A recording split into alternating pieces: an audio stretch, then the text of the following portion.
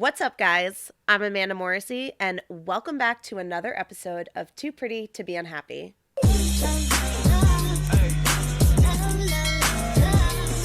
Thank you so much for coming back for another episode.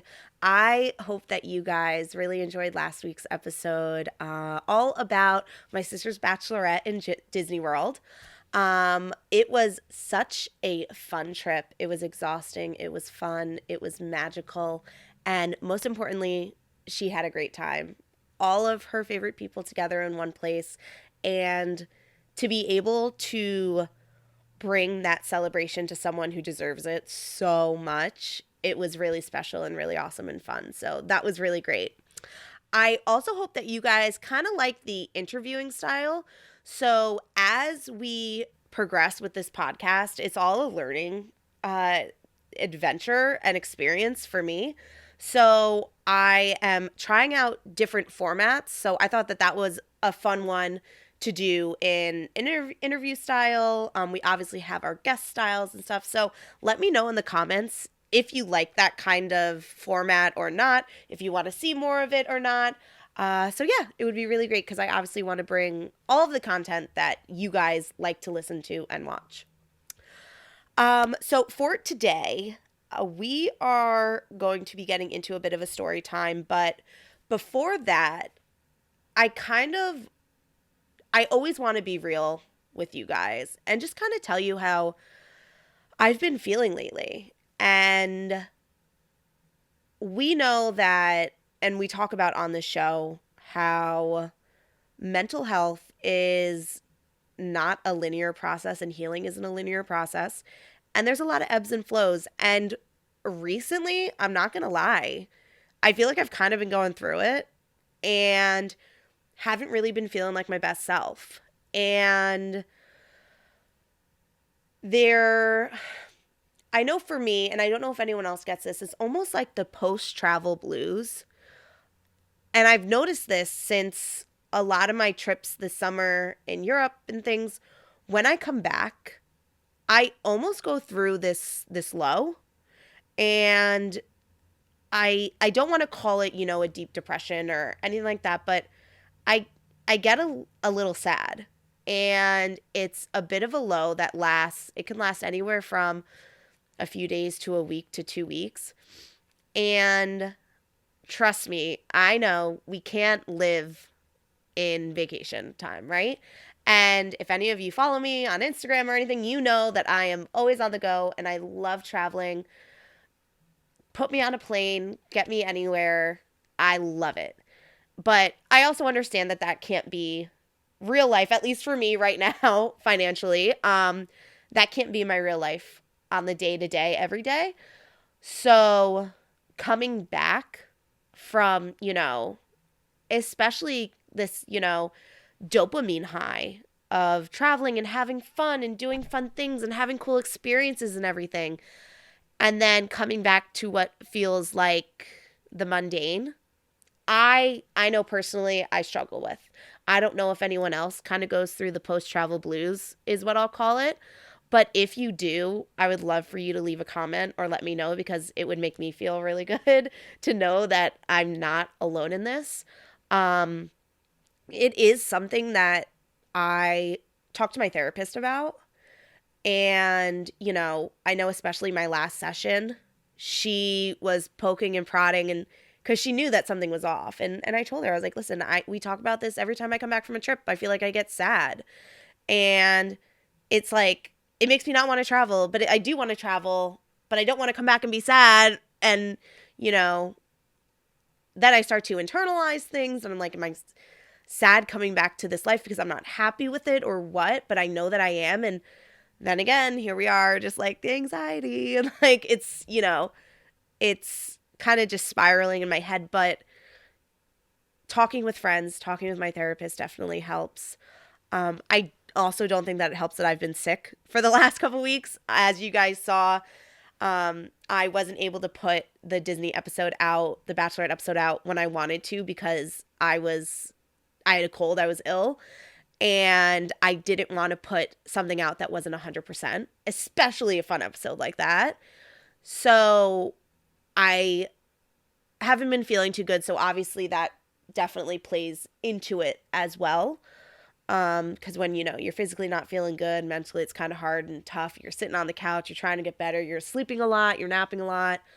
But yeah, so I know that I made a promise to you guys when I started this just to always be open and honest and vulnerable. And it's not always, rainbows and sunshine over here, guys. So don't feel like it is, don't think it is, and don't think that you're alone. But that is something that I would love to talk to you guys more about, is the post-travel blues. If anyone also experiences that, or kind of what helps them, please let me know. Actually, my best friends text me today because they know that I wasn't feeling well, and my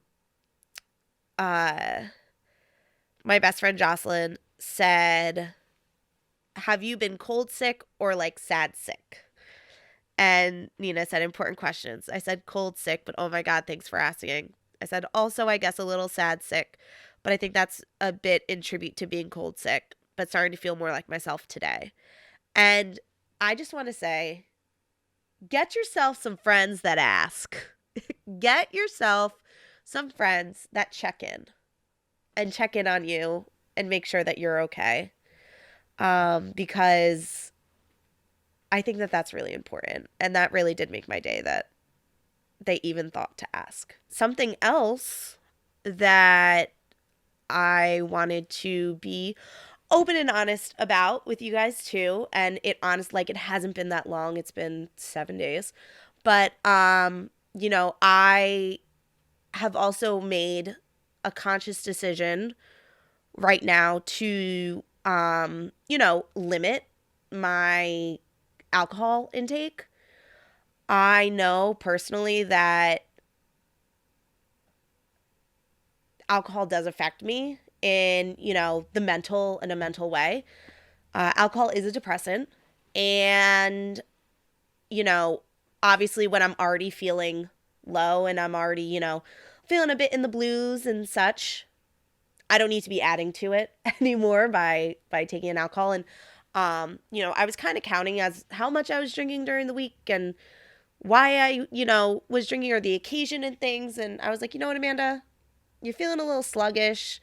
You're not your best self when even, the post work drink or beer, post shift beer or anything like that. And so I have decided I'm not cutting out alcohol completely, but I have noticed over the last week since I have not been consuming alcohol that I have noticed a difference in, my energy and the way that I'm feeling. So I am consciously, and I don't know if any of you want to kind of join me in this. I'm not going cold turkey. I'm not anything like that, but really trying to limit myself to special occasions and things like that. So yeah, and being more conscious about how much I'm drinking and when I'm drinking and things like that, just because, I don't sleep well when I'm drinking a lot, or, and my sleep affects me and my mental health. So yeah, so if anyone else is interested in joining, shoot me a message. We can help each other out. But yeah, definitely more so just trying to be more conscious of that too. So with that, let's get into a little bit of a story time now. This one is a little intense, a little deep. The last time we had a story time, we talked about Alana.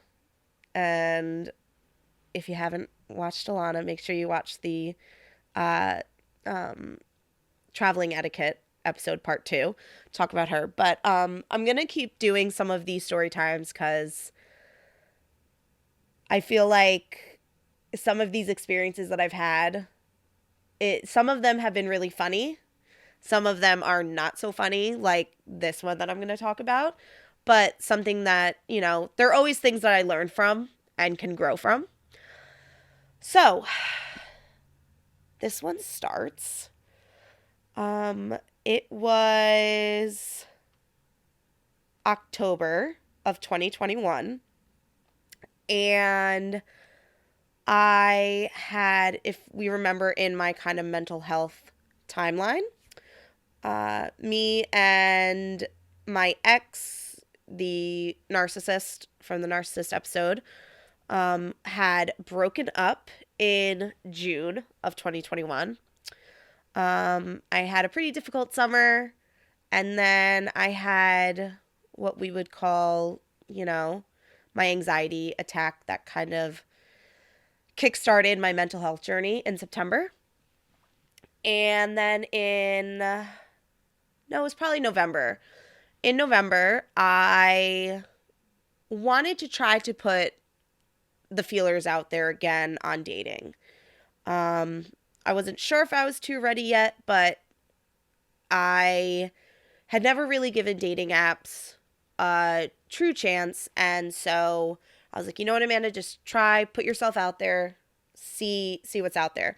So at this time I was living in Stamford, Connecticut, and we're swiping and, nothing too great, didn't have too many connections. And then I swipe on this guy. We are going to call him Paul for privacy reasons. So I swipe on Paul and we start chatting. He's real cool, real chill. He was a college football coach in Connecticut.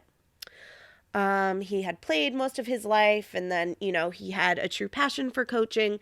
And now I have dated coaches in the past, and the one thing about all of them is that I've, as far as I know, and from my experience, they're so passionate about what they do, and they really, really care about these athletes. And so that's really nice and nice to see. And they have a true passion for the sport. They have a true passion for making these athletes better. And so shout out to all you coaches. So that was really interesting to me. And because I really enjoy talking to someone who has a passion and something that I might not know as much about. So we were chatting and we really hit it off. So we moved off of the app and we moved on to texting. And so we were texting for a bit, and we were going to go on our first date. He was he was living around Danbury, which is about 45 minutes from Stamford. And we were going to meet halfway for our first date at a restaurant. And then he ended up coming to Stamford instead, just to meet me. So we went out to a local bar in Stamford. He was like super nice, a gentleman, great guy. We were chatting all about our family and our friends. He was talking to me all about coaching and scouting and all of these things that he does. We moved to another bar. That was great. And we saw each other a few times after that. And then it kind of fizzled out, just as some things do. Not a big deal. I know sometimes on these dating apps and things like that, things kind of just don't work out and they fizzle out, and that's okay.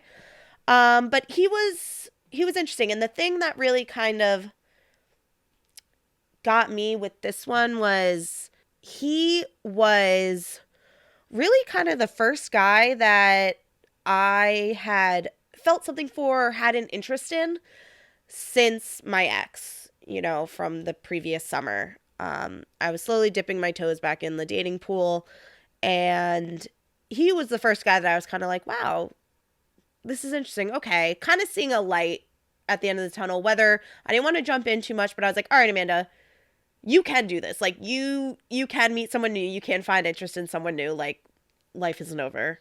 Great. So things fizzled out a little bit. No big deal. And then probably a month later, it was mid-January, we reconnected. He had texted me to catch up, and we kind of reconnected, and that was great. We were planning our next date for the first week of February because he was busy with work and I was busy and things like that. Chatting every day, talking every day. We were FaceTiming a bit and stuff, and it was the weekend. We we had a date for Friday, and the previous Saturday, I was going to a baby shower in Connecticut, and I was driving through Danbury to get there and come back. And on that same night, I was also throwing my best friend Jocelyn a birthday party for her 30th I think it was her 30th, at her house. So I was going to the baby shower during the day, then driving back to New York and throwing this birthday party for my best friend. Now, in that time, I'm chatting with Paul, and he's like, oh, like, I wish that you could stop on your way through from the baby shower back to New York, because I was driving, like, pretty much right through his town. And a part of me was like, oh, man, like, maybe you should just stop for a quick drink. Like, stop in, pop in. What could do, the harm? You've got the time. And I was like, no, Amanda, just get there. Because, like, if you're not there on time for this birthday party that you're throwing, you're going to regret it. You're going to be upset. So I was like, I'm so sorry, I can't stop, like, but I'll see you next Friday for our date. Can't wait. He was like, yeah, me too. Like, can't wait. So I go to the baby shower. I come back. I go to my best friend's birthday party. Me and Paul are texting all night, chit-chatting. He is also going out that night for a friend's birthday and at a local bar. And so everything's fine. Everything's cool. Everything's great. Go to bed night, hope you're having fun. And the next morning, I don't hear from him. And I'm like, that's weird. I'm like, maybe, he drank too much. Maybe he's hungover today. Maybe he's still sleeping, whatever. So I don't say anything that Sunday. Monday, I text him. And I'm like, hey, what's up, stranger? Just checking in, whatever. No response. And I'm like, this is weird. I'm like, and I'm going back looking through our texts, and I'm like, did I say something? Did he say something? When we were both drinking, but like, no, it was fine. Everything was fine. And so then Tuesday, I send him a text and it goes green. And he was an iPhone user, so like we were iMessaging and then it went green. And I'm like, oh my God, he blocked me. Like, he blocked me. And I'm like, oh my God, this is so awkward. I've never been blocked like this and I don't know what I did. What do I do? And I'm like, this is really weird. Like, you didn't see the signs, Amanda? Like, was it you? And I'm like, this is really freaking weird. Wednesday, I am at work in the city. I am on set. I was still at my corporate job, and I was on set for a commercial type of spot that we were creating. It was like a media spot for a program that we were doing to be put on social media and stuff like that. So I'm on set, and I'm just thinking about it. I'm like, something's not right. It's not sitting with me well. Like, something is wrong. Like, something's not right. And I go to his Facebook, and now, like, we don't communicate through Facebook, like, at all. But I was like, let me just look. I go to his Facebook, and his mom had posted his obituary on his Facebook.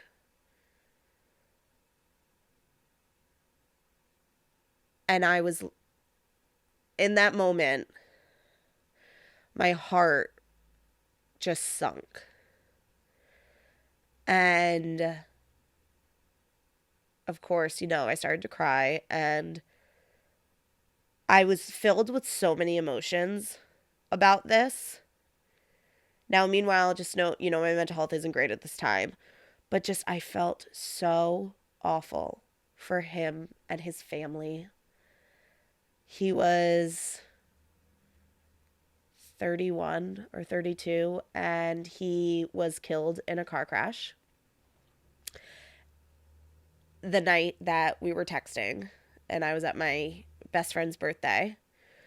He was killed that night in a car crash, and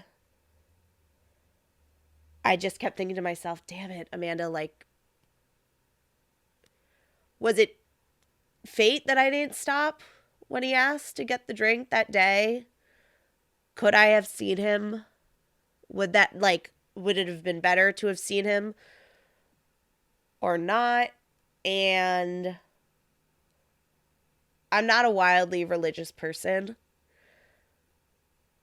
but I believe that everything happens for a reason, even something so unfair as this. And it just really rocked me. And now, here's the thing, we were not dating exclusively. We were not, big relationship. We were still getting to know each other, or still very innocent. But I still felt connected to this person. And, it's not fair that someone at his age doesn't get to live out the rest of their lives, or the rest of their life. And it's unfair for his parents to have had to bury a child, and his friends and his brothers and the rest of his family. It's just unfair. His teammates and his coaches and his athletes and everyone was just suffering, and it was just like, it broke my heart for them. And it's also, weird going from texting someone like every day for a couple months or whatever it was, to just like nothing.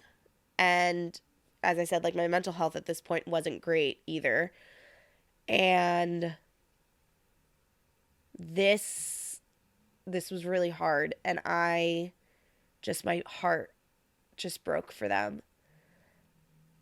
And it's wild to like look back, or in this moment, it's like, well, like, my Bumble date died, literally, like, died. And it's weird even now just talking about. And I definitely still to think about him from time to time, and pray and hope that he's in a better place. And so when his mom posted his obituary, it was for that Friday when our date was supposed to be. And so instead of us going on our date, I was going to his wake. I kind of toyed. I was like, should I go? Should I not go? Like, we weren't wildly serious. It wasn't like anything like that. But, we were getting to know each other, and I appreciated him as a human. And I was like, you know what I mean? You should go and just pay your respects. So I went, and of course the place was filled with loved ones and beautiful pictures and slideshows and montages and his jerseys and things like that. And they did a really beautiful job, memorializing him. And so when I got up there in line, it's like, what do you say? How do you describe yourself to his family when you say you're sorry? It's like it's kind of awkward. And I I went up to his parents, and I gave my condolences, and I said, listen, I was a very new friend of Paul's, and he had talked so kindly of his family, and that he was a really great guy. He was a gentleman, and that I will always remember him that way. And they were so kind and so nice, and same with his brothers and stuff. But it was just a really weird, awful, tragic situation to be in at that point. And yeah, it's one of those things where it's like, how do you even describe this? Like, how do you even like describe who you are or your relation to this person? And we were getting to know each other, and he was a really, really great, incredible guy. And unfortunately, his life was taken way too soon. But even though we knew each other for a short time, I'm so happy that I was able to get to know him and, be able to connect with him. But yeah, it definitely turned me off from online dating for a little bit. And I don't want to mean that, and like, I don't want to come off as insensitive or anything to the situation, because this whole thing was completely tragic and it was tough. Also, not being in a strong mental state and losing someone that, I saw some, like a glimmer of hope for and with.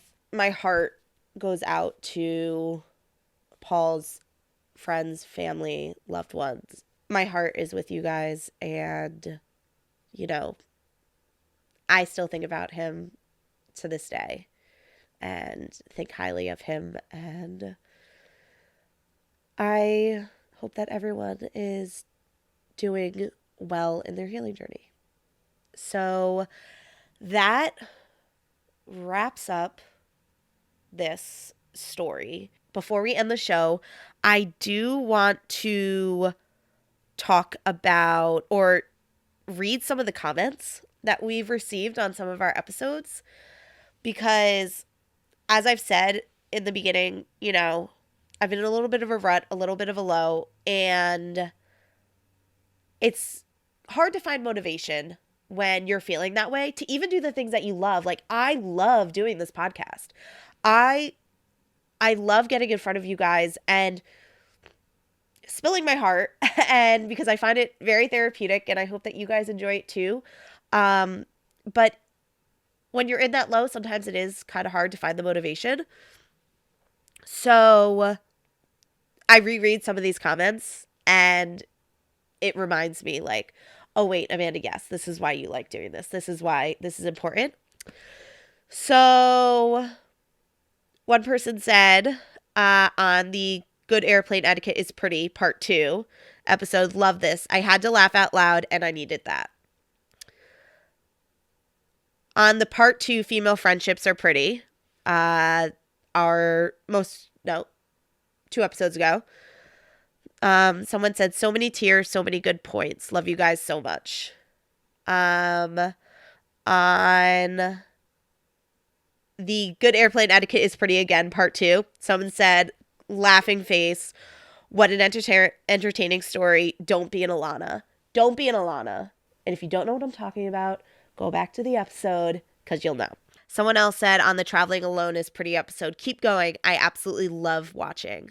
And then someone else said on the Getting Real About Mental Health is Pretty episode, you're not alone. Coming from the strong mom, friend, entrepreneur, completely relatable. It's comments like these that keep me going, guys. And it's the positivity like these. Of course, not every comment is positive. And I get that. And I understand that by putting myself out on the internet, it's not all going to be positive. And I accept that when I decided to do this. But it's the positive comments that keep me going and keep this show going. So thank you so much to everyone that has commented. I really appreciate it. And it's something that I would love to do more. So if you guys could please, after you watch the episode, rate it on whatever platform that you listen to, send a comment, even some emojis or something. I just want to know that the content that's being put out there that you guys like. Rate it, comment it, subscribe, and most importantly, share this podcast with your friends and family, because the more people that we get listening, the bigger things that we can do and the more people that we can help heal. So thank you so much to everyone that has commented. I want to continue to read these comments off and keep the positivity going. So thank you so much. I really appreciate it. And I appreciate all of you. All right, guys, have a good week. Stay pretty.